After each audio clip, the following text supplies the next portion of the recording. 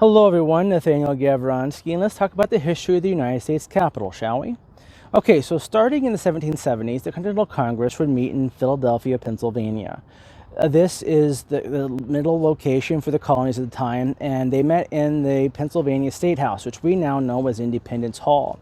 Now, the Second Continental Congress in July of 1776 passed the Declaration of Independence, which led them to have to scatter because the British came over to debate the issue. Now, they would meet in different places when and where they could throughout most of the Revolutionary War.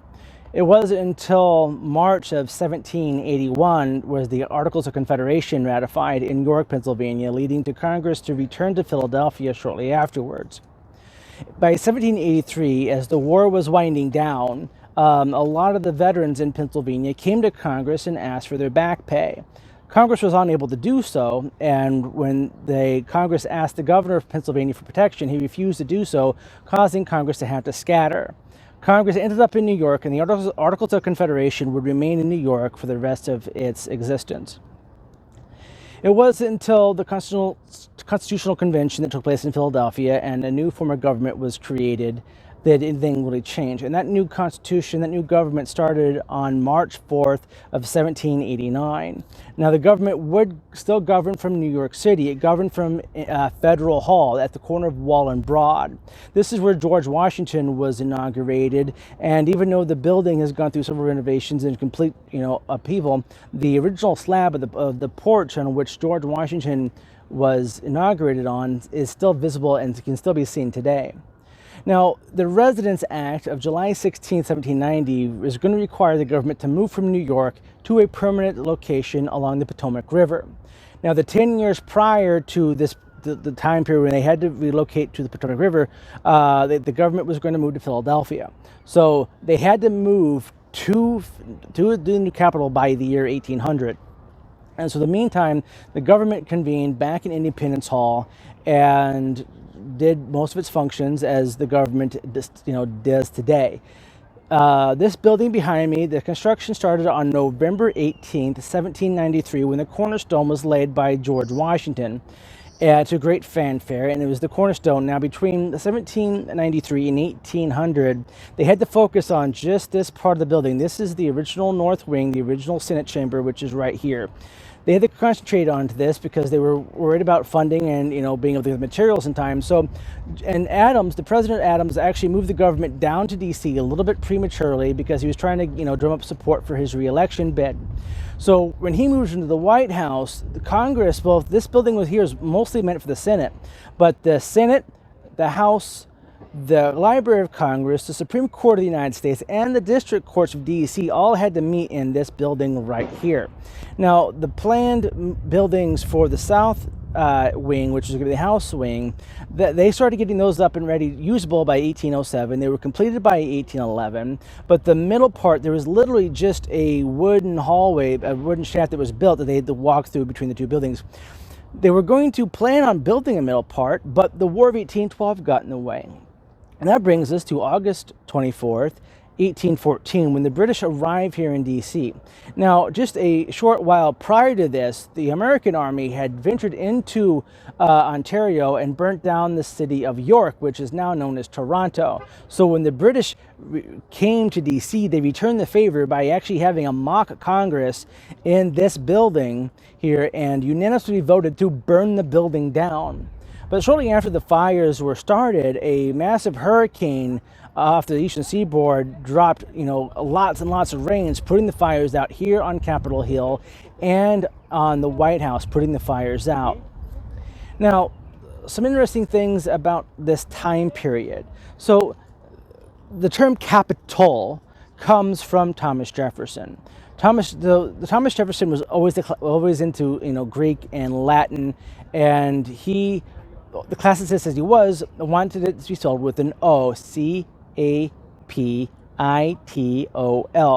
Now, this comes from Rome, directly from the temple of Jupiter Optimus Maximus, and this was on the Capitoline Hill, which is one of the 7 main hills of Rome. And that's why a Capitol building, and all the subsequent Capitol buildings in the states are spelled with an O, while CAPITAL is the city as a whole. So there's the difference between why there's an O and an A, and the differences of capital.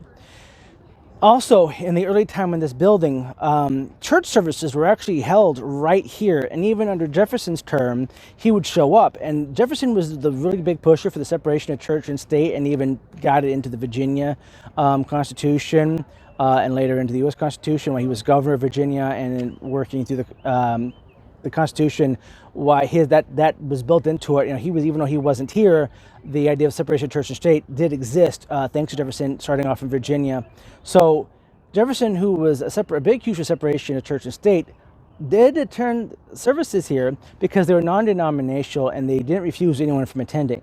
And there really wasn't anywhere else to have church services. So I think it's interesting that there's always been a separation of church and state, but church did actually meet at one time in the Capitol building. So after the war, in 1815, they start to rebuild these buildings. But they also get the middle section built. Now, the middle section had a dome, but it wasn't this beautiful dome you see here. It was a much lower dome, and it was actually a wooden dome with copper sheets on top of it. If you want an example of this today, the Massachusetts State House in Boston is done the same way. It's a wooden dome with copper sheets put over it. It is actually something that Paul Revere was able to kind of create, and so people were doing that. So that's basically where we're at in 1819. That's where we're at. This is the building that we have. This from here down to the other side. Now, by 1850, the building is crowded. There's not enough room for everybody. So they decided, well, we're going to have to expand. So in 1850, President Fillmore gets this part of the building right behind me here. That's the north extension. That's the new Senate chamber. And then down here is the new House chamber. The old House chamber would eventually become Statutory Hall, where all the statues, where most of the statues are. They have a few of the places on the floor marked where important members of the House used to sit when they were here. And the Senate chamber is kind of done like old style.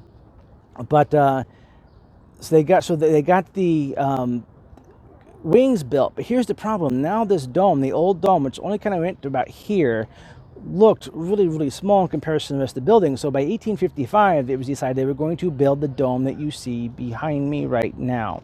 This dome would be completed on December 2nd, 1863, with the installation of the Statue of Freedom when it was installed on that day. So this is the build. So that's the building by 1863. Now, in 1884 to 1881, the marble porticos on both sides of the building, north and south, east and west, all the way around, are built out. Don't forget, the building was originally built on a hill called, the name is Jenkins Hill, and it was actually supposed to be the geographical center of Washington, D.C. And in the crypt in the basement, there's a white star in the middle that was supposed to be the geographical center of D.C. But that's no longer it wasn't possible, and the steep hill was in the way to get it up. So they built these giant porticos and these grand staircases that come down on the west side of the building, where the inaugurations take place. Now, that took place from 1884 to 1891, and that was kind of it for a while. And then in 1958, actually, while JFK was a senator, this portico right here, this part here, that was actually built on. So that wasn't here originally up until even the middle of the 20th century. So that was done in 1958. And that basically completes the building itself. The year 2000, they decided they need a better visitor center. So in 2002, they start breaking ground on a visitor center, which is kind of where I'm at now on the eastern side of the Capitol. This would actually be completed on December 2nd, 2008, on the anniversary of the completion of this dome. And the original mold used to make this statue, the Statue of Freedom, is actually in the visitor center. You can go see it. And so that brings you to 2008. And then in 2014, they start redoing the dome. The cast iron here started to crack and break and was leaking. So they did that in 2014. And as of 2023, they're actually working on restoring the western part of the building, where the presidents are inaugurated, and that will of course be done by the time the next presidential inauguration takes place. So that's kind of the history of the building itself, for the actual Capitol building, for it being built. Now, staff offices in the building, they really didn't exist. They had to create something. So in the early 20th century, around 1909, they started building the Cannet House office building and the Russell Senate office building. After those two buildings were built, they needed more. So you start seeing Longworth in 1933, and you would start seeing Dirksen in 1958. You see the Rayburn building in 1965, and then the Hart building on this side, which is the last of the buildings, was built in 1982. And that's a very, very corporate looking building. When you walk through the inside of it, it's very corporate. The Dirksen and Russell are much nicer as far as, really cool and imposing offices. Cannon and Russell both have a little rotunda inside of them, like a little dome area on the corners of the buildings, which is very, very pretty. But see, you used to have to meet in Cannon or Russell to go visit the Capitol building, and it made it very, very difficult. So the new visitor center makes it a lot easier for people to go to tours. But if you ever get a chance, so there is a subway system that goes from the office buildings into the Capitol building, and then there are tunnels that go between each of the office buildings themselves. Tunnels that go to the Senate side, tunnels that go onto the House side. Now, the Supreme Court did meet in this Capitol building until the 1930s, when the U.S. Supreme Court was built right over here in front of me. Also, the Library of Congress was built also in the early 20th century, and it's right over here, the Jefferson Library of Congress, because after the War of 1812, he donated all of his books, so Congress would actually have a library. So that is essentially the history of the United States Capitol, from its cornerstone being laid in 1793 to the completion of the Visitor Center in 2008. I hope you really enjoyed this. I hope you come out and get a tour of the Capitol building. Come and meet your legislature. Come meet your congressmen. Come meet your U.S. senators. They are very approachable. They are very accessible. I have a very easy time meeting with anyone I want from any state that I want. So please come out here and enjoy all of D.C. and all that D.C. has to offer. It's a beautiful city. Lots of monuments. When you go on to the west side of the Capitol, that's the National Mall. You can walk straight through it through the Smithsonian, the National Archives, the Washington Monument, World War II Memorial, through the reflecting pool down to Lincoln Memorial, and then off to the side is the Jefferson Memorial. And then when you get to the Washington Monument, you look north, and then there's the White House. So everything's very close and nearby. It's very accessible. I really hope everyone liked this video. Please like this video, subscribe, share the video. Until next time, stay healthy, stay wealthy, and as always, stay wise, America.